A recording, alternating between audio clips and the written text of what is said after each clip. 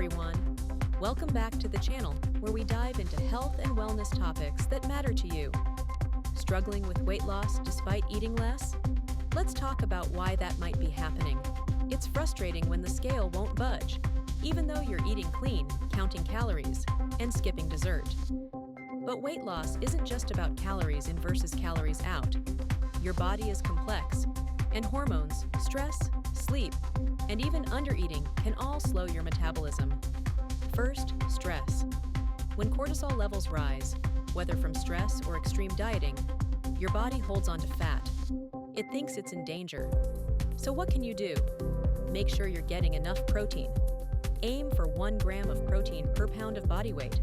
Protein helps preserve muscle mass, which is essential because muscle burns more calories, even at rest.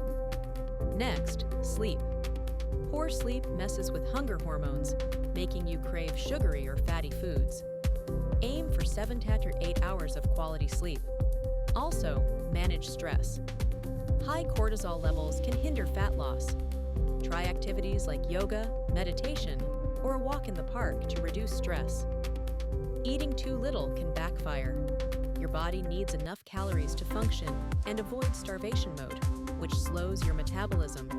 So, eat a balanced diet with carbs, fats, and proteins to support overall health and energy.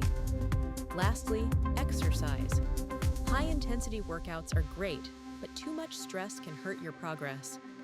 Incorporate gentle activities like walking or yoga to stay active without overwhelming your body. Remember, your body isn't broken, it just needs balance. Weight loss is about creating sustainable habits, not extreme diets. So, if you're eating less but not losing weight, look at the bigger picture. It's not just about calories, it's about a healthy, balanced lifestyle. Small, consistent changes lead to big results. Thanks for watching. Follow for more realistic health tips. Stay patient and committed to your journey.